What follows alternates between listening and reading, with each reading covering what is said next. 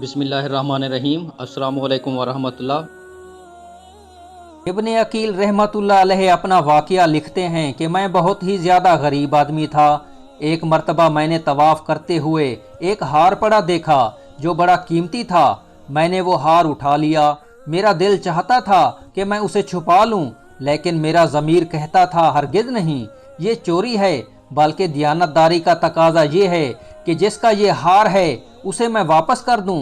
چنانچہ میں نے مطاف میں کھڑے ہو کر اعلان کر دیا کہ اگر کسی کا ہار گم ہوا ہو تو آ کر مجھ سے لے لے۔ کہتے ہیں کہ ایک نابینا آدمی آیا اور کہنے لگا کہ یہ ہار میرا ہے اور میرے تھیلے میں سے گرا ہے۔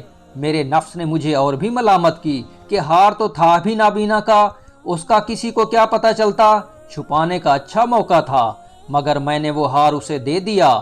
نابینا نے دعا دی اور چلا گیا۔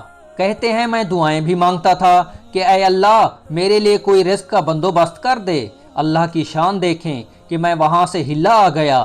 یہ ایک بستی کا نام ہے۔ وہاں کی ایک مسجد میں گیا تو پتہ چلا کہ چند دن پہلے امام صاحب فوت ہو گئے تھے۔ لوگوں نے مجھے کہا کہ نماز پڑھا دو۔ جب میں نے نماز پڑھائی تو انہیں میرا نماز پڑھانا اچھا لگا۔ وہ کہنے لگے تم یہاں امام کیوں نہیں بن جاتے؟ میں نے کہا بہت اچھا۔ میں نے وہاں امامت کے فرائض سر انجام دینے شروع کر دیے۔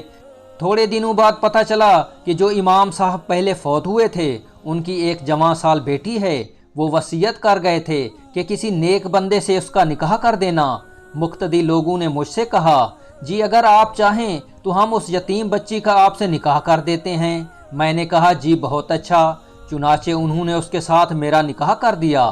شادی کے کچھ عرصہ کے بعد میں نے اپنی بیوی کو دیکھا کہ اس کے گلے میں وہی ہار تھا جو میں نے طواف کے دوران ایک نابینا آدمی کو لوٹایا تھا۔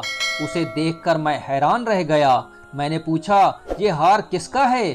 اس نے کہا یہ میرے ابو نے مجھے دیا تھا۔ میں نے کہا آپ کے ابو کون ہیں؟ اس نے کہا وہ عالم تھے، اس مسجد میں امام تھے اور نابینا تھے۔ تب مجھے پتا چلا کہ اس کے ابو وہی تھے جن کو میں نے وہ ہار واپس کیا تھا۔ میں نے اس کو بتایا کہ یہ ہار تو میں نے ان کو اٹھا کر دیا تھا۔ وہ کہنے لگی کہ آپ کی بھی دعا قبول ہو گئی اور میرے ابو کی بھی دعا قبول ہو گئی۔ میں نے کہا وہ کیسے؟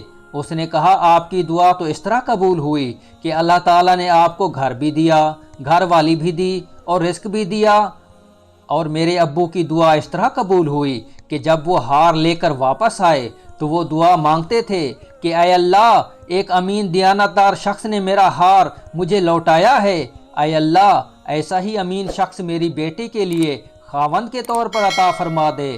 اللہ نے میرے باپ کی دعا بھی قبول کر لی اور آپ کو میرا خاوند بنا دیا۔ حاصل کلام یہ کہ مخلص بندے کا کام اللہ تعالیٰ کبھی نہیں رکنے دیتا، اٹکنے نہیں دیتا، بلکہ اس کی کشتی ہمیشہ کنارے لگا دیتا ہے۔